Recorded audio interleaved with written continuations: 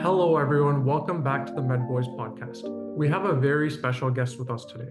Dr. Jim Denstedt is an ophthalmology resident at the University of Ottawa. Outside of medicine, Jim is an avid musician and plays the guitar, keyboard, drums, and trumpet. He is also known for being an outstanding teacher and wonderful mentor. How are you doing today, Jim?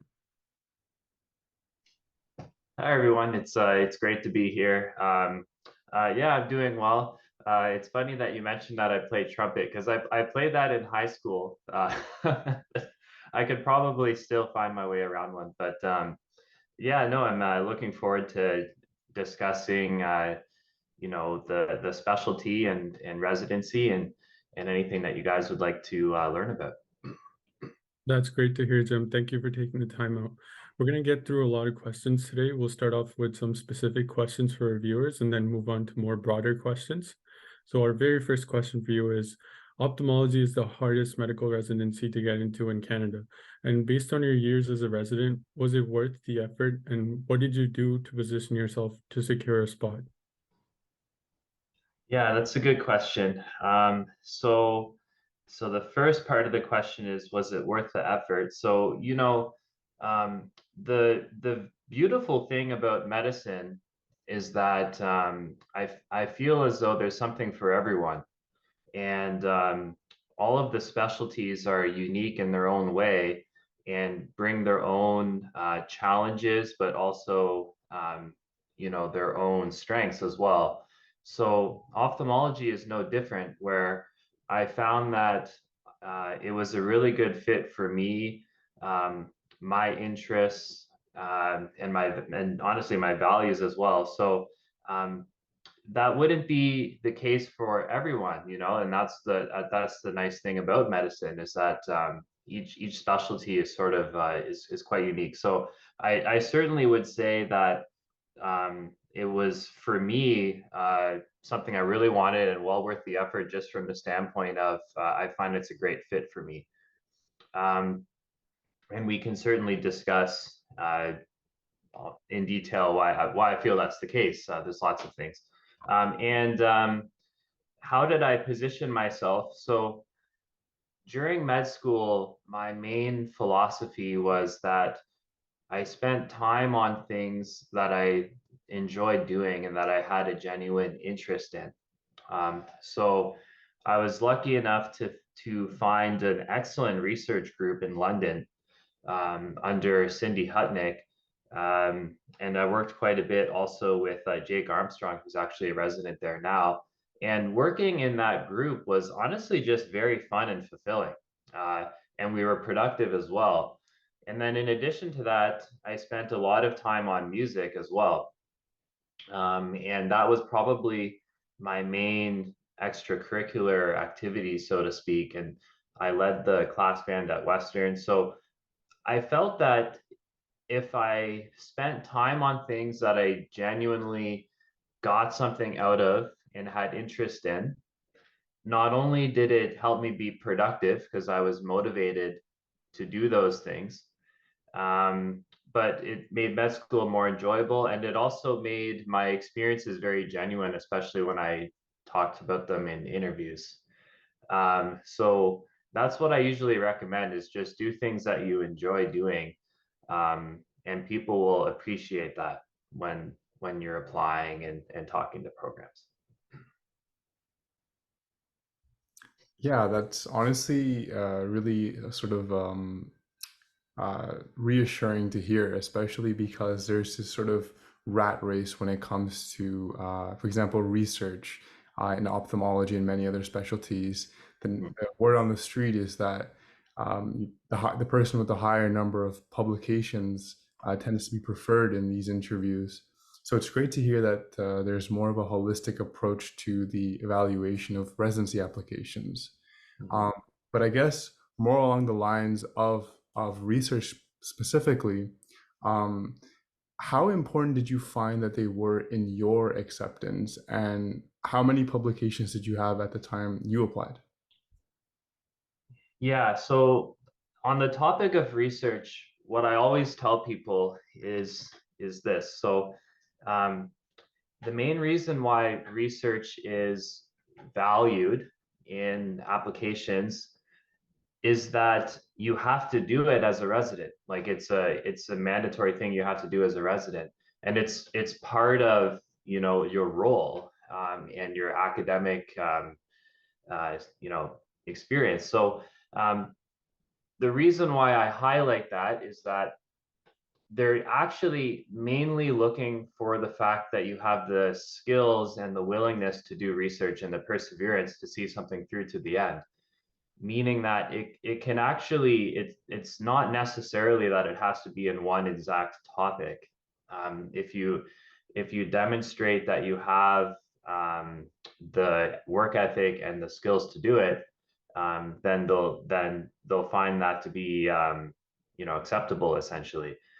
I was actually in an interesting situation because I was in a basic science lab, and my main project that I was working on was very big. And it was essentially, you know, on the size of what could have been a master's, like an MSc thesis project that I was just doing in the lab. And so that project only got finished after I got into residency. But I had a few other publications that came out of the lab as well, like a handful of them. And I would say that my actual like number was lower probably than a lot of other people, but it was sort of like made clear in my letters, and also probably just like the projects themselves kind of spoke for themselves, that it was a little bit different. They were like, you know, bigger and more robust. I had lots of conferences as well. So what I would talk about in interviews was the, you know, valuable and fulfilling experience of designing and carrying out a major basic science project, and what I got out of that as a learning experience. And I find that I guess it would seem that they appreciated that, and knew that it was not really exactly comparable to just having like lots of little projects. So my CV was like not as long as you might expect, but it was more of a quality thing over quantity. That's really interesting. And I think it's also good to hear, because I feel like what's being told in the universities, or in the med schools at least, is that if you're not having publications rolling out by like grade 2, you're not getting into ophthalmology. Like that's how crazy it is, and the number of publications you need to have.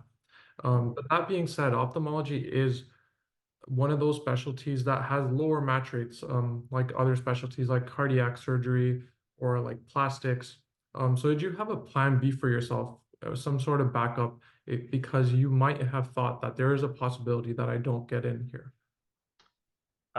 Yeah, so that's always in presence, high presence of mind. So there's different approaches. I guess I'll start by saying I always tell people that you must be prepared, at least mentally, to have to try more than once. And that's because there are really good candidates and then really good residents who had to, just because of the numbers. So you can be excellent, but you might still have to try more than once. In my situation, the way that I approached it was I only applied to ophthalmology, and that was because I felt that I was ready to try at least twice. So on my first try, I just focused everything on it, knowing that maybe I might change that approach on subsequent attempts. Thankfully, I matched on the first time, but you have to ask yourself that question. It's a very personal question. So basically, are you like willing to spend another year?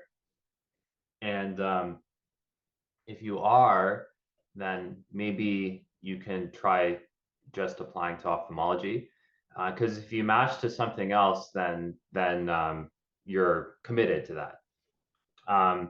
So it's a very personal decision, I think. Lots and lots of people, perhaps the majority, I'm not sure, lots of people definitely apply to more than one thing. But the way I saw it was, okay, I'll just try right now, and then if I have to try again, then maybe I'll reevaluate that. But I actually distinctly remember actually like the day that the day before match day, which is the you can opt in to finding out just whether or not you matched, like in general. Which for me meant like whether or not I got the specialty, because it's the only thing I applied to. And I remember like minutes before that came out being like, okay, this is the plan if this doesn't work. like I like mentally like went over that. Thankfully it worked out. Yeah, I think that's a very interesting take. You really need to understand how much time you can give, and if you can afford another few years to try to get into the specialty. I was actually interested in cardiology for a while, and you mentioned in another podcast about your interest in cardiology. So why didn't you choose cardiology, or why did you pick ophtho over cardiology? Yeah, that's funny you mentioned that, because it's true. So I to be honest with you, I had no idea what I wanted to do like when I started med school. Um, and I did some courses in fourth year university in like cardiac physiology and pharmacology, and I found that interesting. So I was like, oh, okay, well, I guess maybe I like that. So I did some observerships in it, and then there were a few things just from the standpoint of like personal preference. Um, I didn't find inpatient medicine to be the biggest fit for me. Um, and there's advantages and disadvantages to being largely inpatient and outpatient. Um, and again, that's something that's personal. I liked outpatient. I liked the clinic setting. And so internal medicine, which of course is the path to cardiology, is a fairly heavy inpatient career, and even cardiology itself. So that was probably the main thing. And then I liked surgery. Um, and certainly you can do interventional cardiology, but um, you know, that's not necessarily the case for everyone. So I like surgery, I like outpatient. So that actually helped narrow it down quite a bit in and of itself. And then I just liked ophthalmology. So and we can talk about that, but yeah, I tried some observerships in different things, and I found the setting that I liked.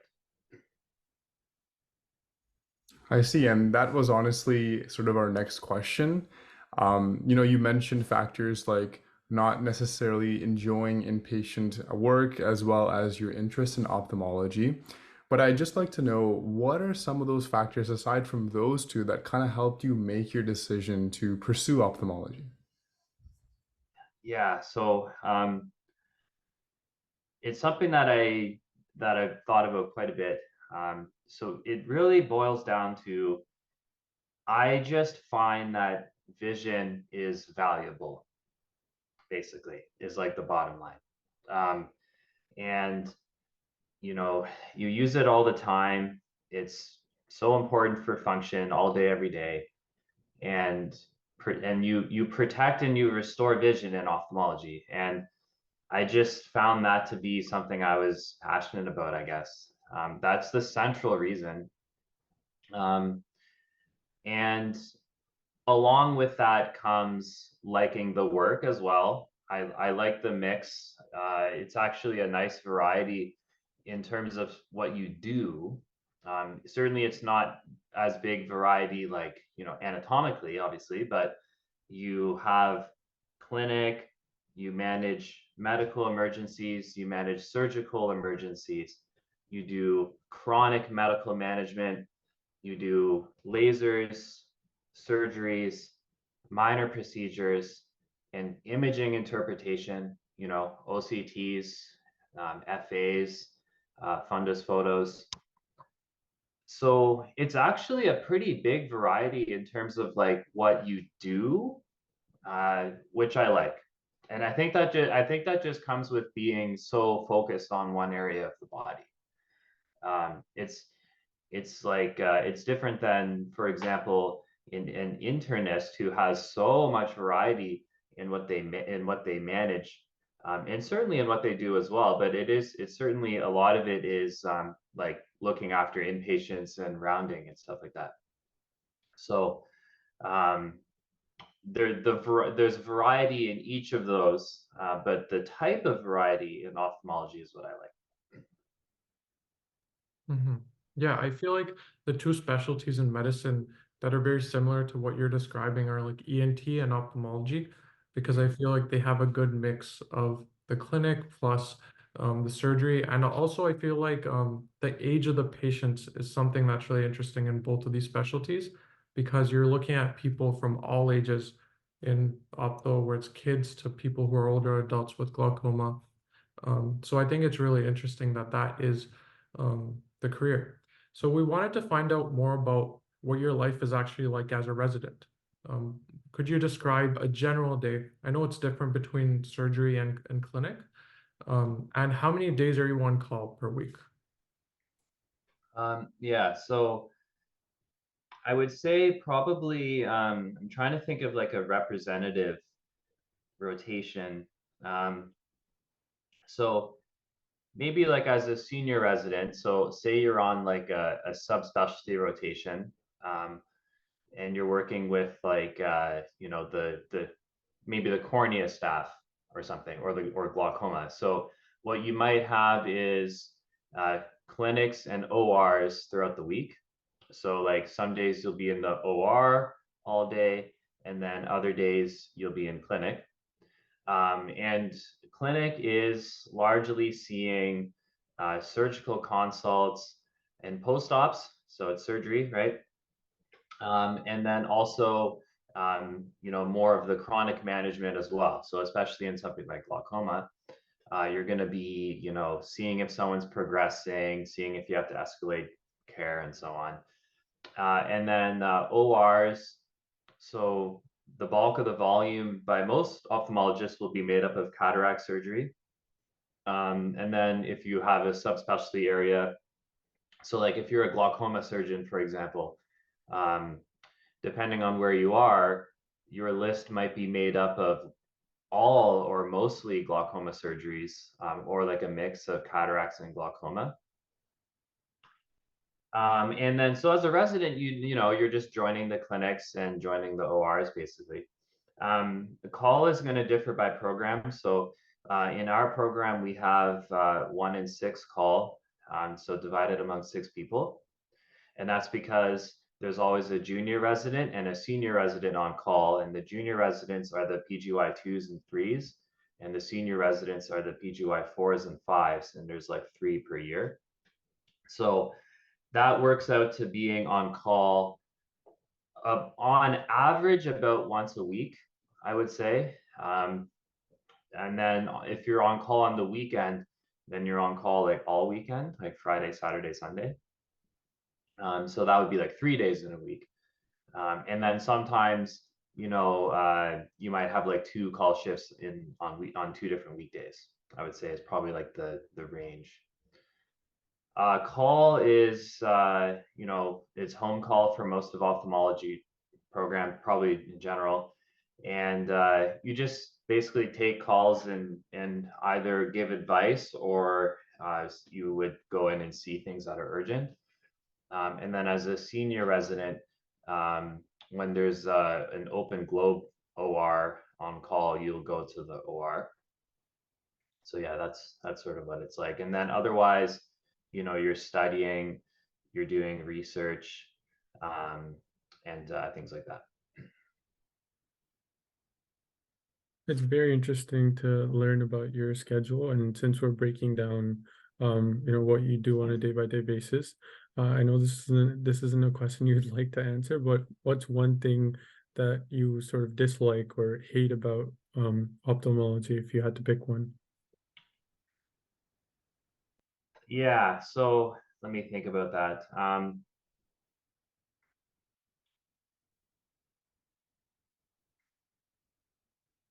guess what I would say is,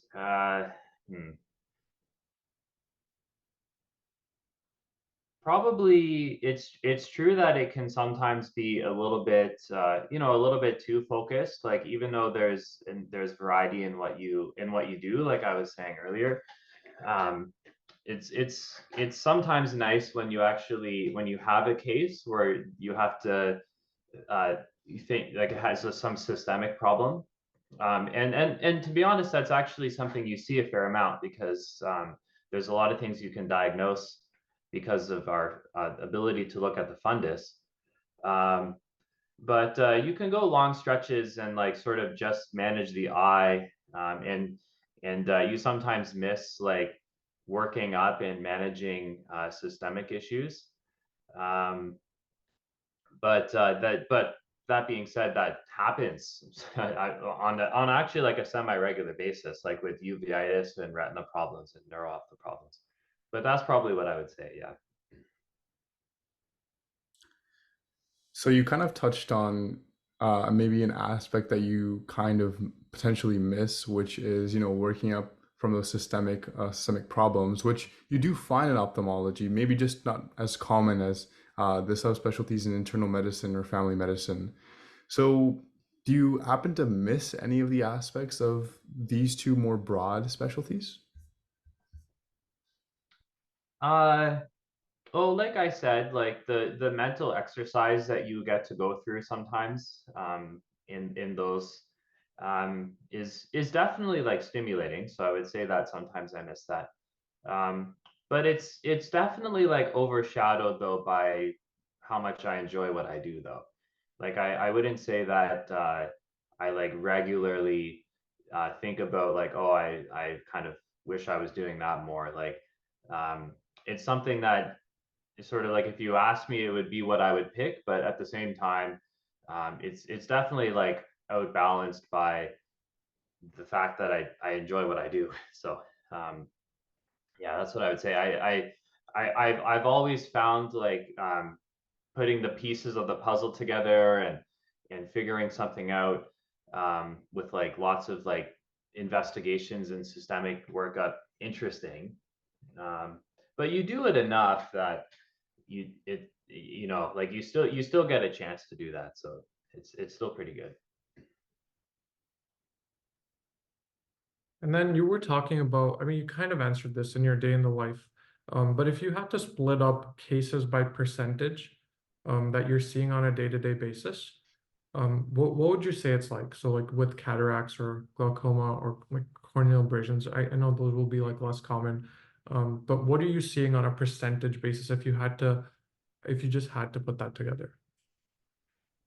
So if you're just, I guess that will depend quite a bit. So if you're say you're a comprehensive ophthalmologist in the community, because that's what you like would come out of residency the ability to do, like unless you do a fellowship.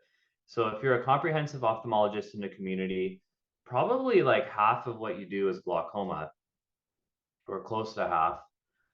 There's so much glaucoma that needs to be looked after, so that's going to be um, following it long term and managing either eye drops or doing lasers, and then if you have the skills, doing surgery. So probably half would be like glaucoma, and then the bulk of the rest would be cataracts. So that would be either like signing people up for cataract surgery, following it, or managing post-op care. So cataracts and glaucoma make up a lot of what you do. And then you might do medical retina stuff, like you might do injections as well, like AMD and stuff like that. Um, and then other things that you see a lot of would be like peds, like strab, and managing like refraction of like accommodative strab and stuff like that.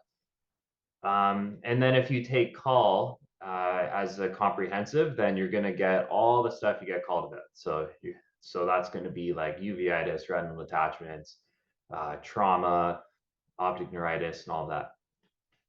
In our emergency clinic, so as a resident, like when you're kind of in the thick of it in our emergency clinic, our clinic is really, really good for having a lot of variety of pathology. That's what I always tell candidates about our program. It's like my one thing that I always say is the best thing about our program is the exposure in our emergency clinic, because you're seeing lots of complex stuff like posterior uveitis, like acute retinal necrosis, optic neuritis, atypical optic neuritis, and then like traumas and acute glaucoma, hypertensive uveitis, RDs, tears, like macular edema, and like tons of stuff.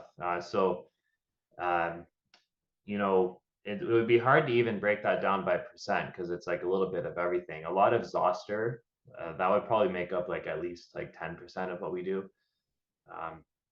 So a bigger variety in the emerge clinic, but yeah, as just like a general ophthalmologist, you're going to do a lot of glaucoma, a lot of cataracts.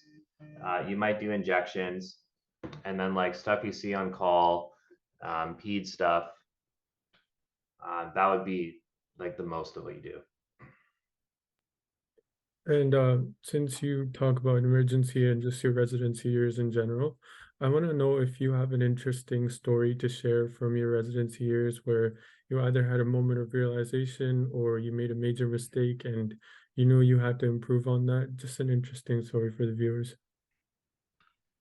I think the example I would use for that is there's a lot of up and down in the process of learning how to do surgery, like especially like cataract surgery, where you're given good graded responsibility, and like building up your skills over time. But you'll have days where you come out of it and you're like, wow, like I think like I'm ready, like I did the list, and everything went well, and there was some tough cases that I did well on. And then like the next day you'll be like, I can never do this. like you'll come out of it and be like, I don't think I can do this. So it's a roller coaster, honestly. And everyone, probably almost everyone, I would say, has that experience. But what you have to do is just review and go over like, well, why do I think like why didn't I perform as well, and what are some factors to think about, and maybe if I encounter the same challenge again, how do I manage it, and talk to your staff and everything. So yeah, probably like the ups and downs of learning surgery would be my like example for that. Honestly, yes. I mean, surgery is super intense, and honestly, I think um, maybe for those of us that are in our medical training later on that are watching this, maybe resonate with exactly what you're saying, Jim. So I guess maybe this question is sort of geared a little bit more towards the comparison between how your life is as a resident and how your life would be as a staff ophthalmologist. So maybe you could talk a little bit about how the hours look like, how the on-call changes, and just in general, how your practice changes from being a resident versus being a staff. Yeah, I guess there's several things I can think about. So once you're a staff, you are they're your patients, and like you're most responsible, right? Um, it's important to take ownership and responsibility as a resident, which you definitely do. But I think once you're a staff, you're kind of like on your own, so that headspace is a little bit different. And then in terms of just like your daily workflow, it depends a lot on where you're working. So if you're out in the community, then you're going to be much more focused on patient care, And then there's some administrative stuff you'd have to do around that, but it would be largely patient care, maybe not as much in terms of the academic stuff like research and giving presentations. Whereas if you're an academic staff, then you have that as well. And so you're going to be doing research, teaching, making presentations and stuff like that. So that would be a little bit different. The hours, again, it just depends on your setting. It might be just as much depending on how busy you are. And then call, again, I guess maybe the main thing is usually once you're a staff, I think in most centers, they divide up the call on a weekly basis. So you would be like on call for the week at a time, as opposed to like as a resident, at least in our program. This is not the same for every program, but in our program, it's like you take each day. So I guess that would be different. Yeah, so there's a big variety in what your day is going to look like depending on like where you're working, but that's probably the overview, I would say. And I feel like something that most people don't know when they get into medicine, or at least people that don't have family in medicine, is the real difference between academic and community medicine and how drastic it could be. Because I feel like if you're in the city and you're doing all these other things, that could add a lot of hours to your practice. Whereas in the community, you're just doing patient care, and that can also be more demanding. Have you thought about what you want to do in the future, and what are some of those factors that you're thinking about, since you really only have like a year and a half to go now? Yeah, so I at this point I would say I'm interested in working in the community. I find direct patient care to be the most fulfilling thing for me to do. So that's probably what I would want to do, is have like most of my time devoted to that. And then I'm still not sure exactly from the standpoint of like a fellowship. Um, I know that I like the scope of a comprehensive practice. So I think that I would have interest in that, but you can get some more skills, like especially surgical skills, by doing a fellowship. So I'm still kind of exploring that, but probably the thing that I would say I'm more sure about is that I would want to do a community practice and devote most of my time to patient care. And I know that from the insight you've given, we've learned a lot, but I want to ask if there's some specific advice you could give to students who are currently in medical school and they're aiming for ophthalmology. If there's any specific advice you could give to them, especially with the new changes that are coming up. So like I was saying earlier, I think spend your time doing things that you have interest in and enjoy doing, because it'll make your life better, but it also is appreciated by people at the application stage. The other thing is the process is more of a marathon than a sprint. So you could always, there's always a tendency to want to try to take on as much as you can early, but you want to make sure that what you do, you're able to do well, and not you know get too tired or burn yourself out early by trying to do everything you possibly can early on, because you want to stay effective and productive throughout the whole process. Um, and then yeah, those are the main two things. Like, do what you enjoy doing. Um, Make sure you think of your own like longevity in staying productive. And then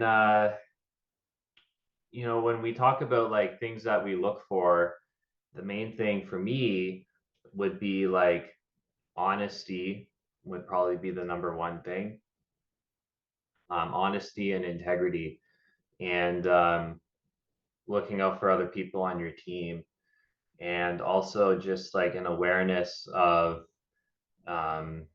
the effects of things that you do, and how if you work well on a team, then you can make the job more enjoyable for everyone.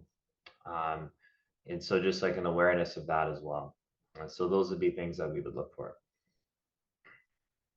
I see. And I think one point that you touched on when it came to burnout, even like, during the process of matching and even after that, it's, you it's everywhere, right? Regardless of what field you're in, and especially in medicine. So I guess my question is more geared towards exactly sort of when you realized that ophthalmology would be for you, and sort of your timeline in terms of when did you start sort of working or tailoring towards tailoring your application towards ophthalmology. That's sort of my question. When did you start working? Mhm. So I would say that by like mid second year of med school, was when I was more sure about it. Um, I actually didn't even know what it was before med school. Like I had never even heard of it. So probably, yeah, by like partway through second year. Um, and then, like I was saying, I was just working in the lab and enjoying myself. Uh, and I think that was a protective factor for me, um, in terms of like you talk about burnout. I think you shouldn't like pursue something that you dread doing or like don't want to do, but you think you need to, right? There's always something that you can do that you will actually enjoy. So that was a protective factor. Um, although, well, actually, I'll say a couple other things. So, with burnout, that's one. And then the next is having a support network. So friends and family you can talk to, even if it's just like commiserating with your colleagues. But then my family is also very supportive as well, my siblings and my parents, which I'm lucky to have that network. Um, and then the final thing that I could always go back to, no matter what, when I was feeling a little bit of burnout, is just like reminding myself that I'm here to help people, and like you're meeting people and listening to them, and finding out how you can help them, and just re- remembering and recognizing that that's what you're doing, I think can give you energy, even when like all the other things break down. So that was a big thing. And certainly, I think it's important to have things that relieve stress as well. So for me, that would be music. Um, I I play pretty regularly. I record things, and like that's like a nice way to take my mind off it. But yeah, the sort of like going back to just the basics of like uh, realizing that you are here to learn and help people, um, would get me back to like being motivated again. That's certainly a very deep and insightful way of looking at this. I feel like it's really easy to just get stuck in that mindset where you're like, I need to go get those publications. It feels like when we were trying to get into medical school and all that stress is just there at the back of your mind, and then you're doing that thing all over again. But I feel like the strategies you're saying really work, and we'll definitely implement those whenever the time comes. We wanted to get your opinion on something. So AI has become a very big factor throughout the world, not just in medicine, but now there are many applications that are coming into medicine. How do you think it's going to affect the field of ophthalmology, or at least your practice in general? So my understanding of right now with AI and ophthalmology, it's definitely being researched. Um, there's a lot about like interpreting studies, like interpreting photos and I think even like ERGs and OCTs and stuff like that. I think right now, my understanding is that a lot of it is still very early, but it's definitely being actively researched. I think that it could definitely have a role, especially in screening programs, of which sometimes access is a problem. So maybe like diabetic retinopathy screening, stuff like that, possibly. And then maybe things like, well, one thing that is already used, I don't think it's AI, but necessarily, but we certainly use algorithms and software to analyze things like glaucoma progression, for example. Although I do still find that it's still a lot of yourself reviewing things and making and sort of getting an impression on your own. Maybe something like AI could try to flag early progression. So I think, yeah, probably I would say it'll probably mainly have a role in imaging interpretation, maybe progression analysis. And actually another thing that I realize right now is that the newest some of the newest IOL calculation formulas also have AI built into them. So you'll find out that we use formulas to calculate lens power when we are choosing a lens implant for a cataract surgery. And there's certain things that you have to estimate in order to basically it's an educated, obviously educated, but it's in a way you're kind of like guessing with as high accuracy as you can. And some of the formulas are incredibly accurate, like even the current ones. But I think some of the newer formulas have AI built into them.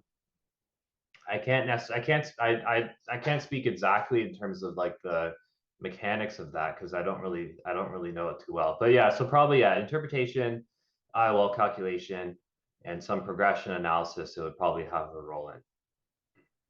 Yeah, with AI, I feel that it'll take a really long time for us to trust and integrate it into such a trustworthy, focused field like medicine.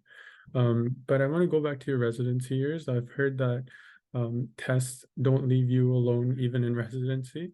So I want to know if there are even tests in residency, and if that's the case, what is it like, and does it matter for your future career? Like exams, you mean? Yeah. Yeah. So every program is going to be different in terms of throughout residency. So the bottom line is you've got Royal College at the end, right? So end of residency, Royal College. You have to pass that. And so that's a written and oral exam.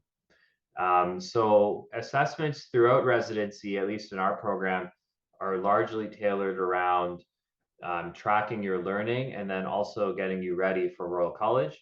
So we have at the end of each teaching block, which is each subspecialty, and they're all like each a few months long and organized such that each resident goes through every block twice, and each block goes through the manual for that. We have a little written test at the end of each one that is really just like it's for yourself, like tracking your learning. And then once a year, we have a mock oral exam, which is really designed to try to give you the Royal College experience. Like especially at our program, it's meant to be like a little bit stressful, and you like got to be ready. So it like makes you study, and then you got to show up, like wear a suit, like show up, and then we have all the stations just like in the Royal College orals, and you go from station to station, and they test you, and like it's still just something that's for you as a resident, but you really like feel like you gotta do well, and having that practice is really helpful. for the Royal College, because at least speaking to graduates from my program, most of them say that they really felt ready.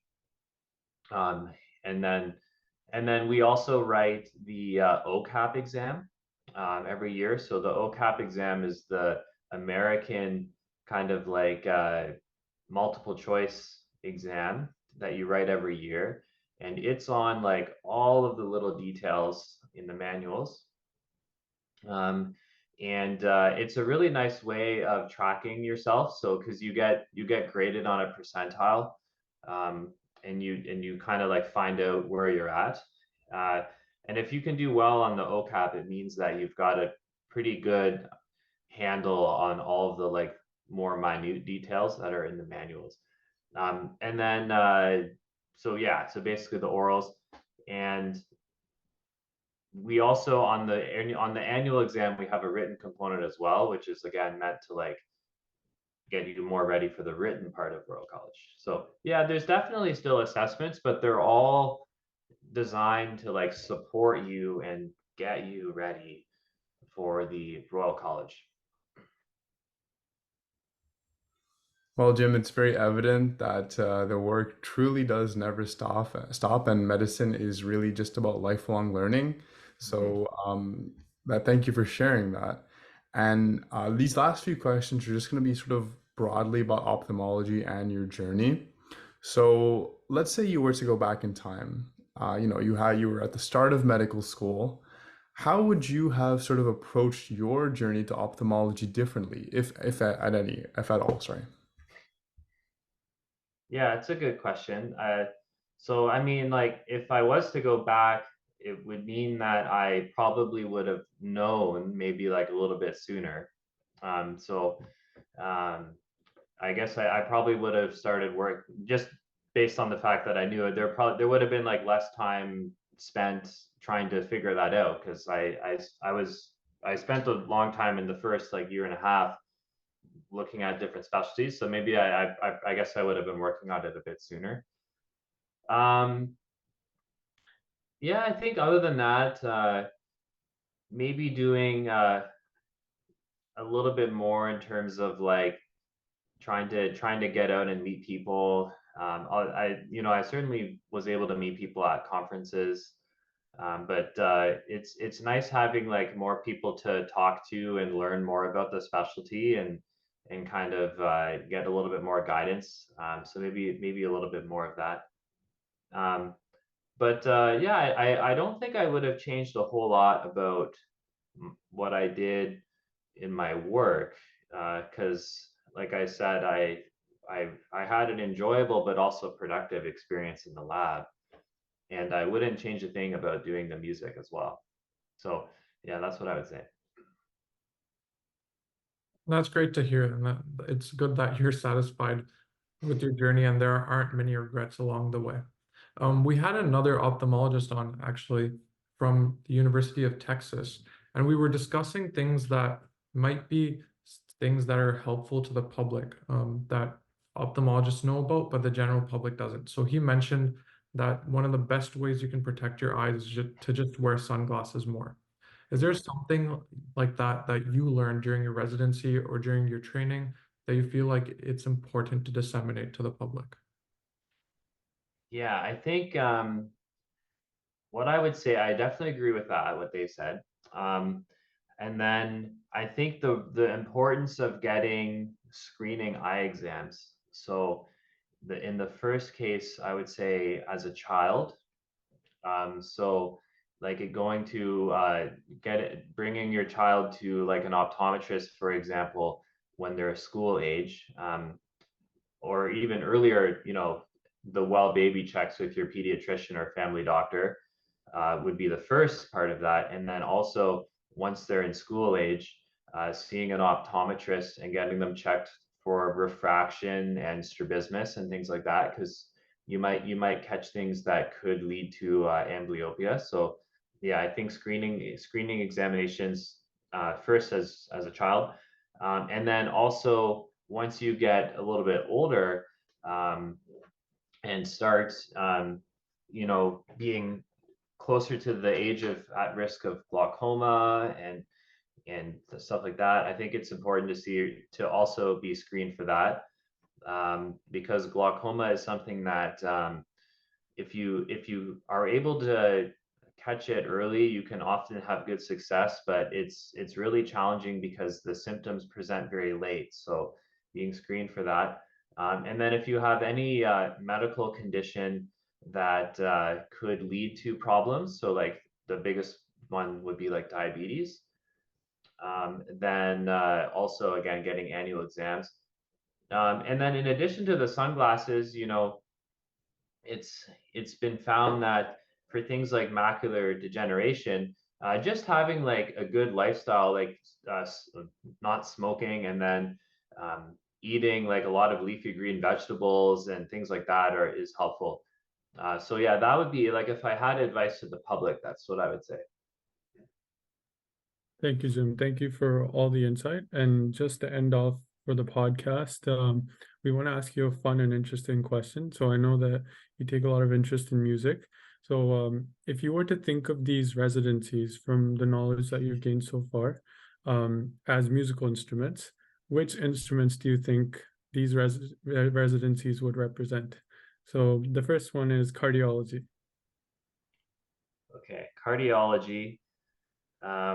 That's a really that's a really fun question. You're So free to provide an explanation or just leave it as is. yeah. Let me think.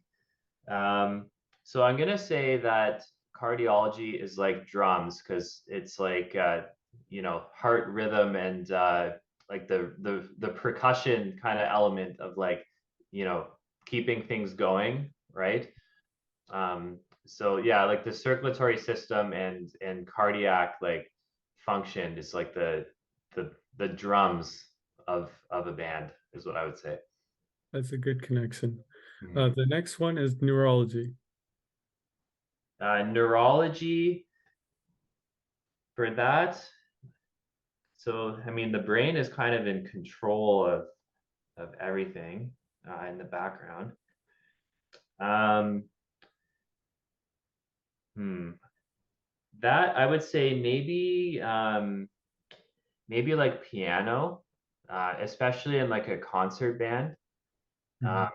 Because I was initially gonna say something like bass or like a rhythm instrument, but there's also all of the like bass is obviously very intricate, but I feel like the like melodies and everything that go along with piano um, kind of dovetail with it as well. But it's like but in like a concert band, it's like it can often be like, especially in romantic era music, it can be like the central like core, you know, it has the harmony and the melody kind of controlling everything from the background with a fair amount of complexity. So yeah, that's what I would say. It is a major component, but then my next one would be family medicine or internal medicine to keep it better. Yeah, family medicine or internal medicine. Um, so I think family medicine would be um, maybe like vocals, because for a lot of patients, like their family doctor is like the face of medicine for them. Um, yeah, so and like in a band, oftentimes the vocalist is like the face of the band. Um, so I would probably say vocals. Internal medicine is so versatile. Um, so maybe like guitar, Yeah. because like the guitar has uh, yeah, a lot of versatility as well, playing like harmonies, but also like leads and melodies. Mhm. So yeah, I would probably go with that. And then lastly, obviously ophthalmology.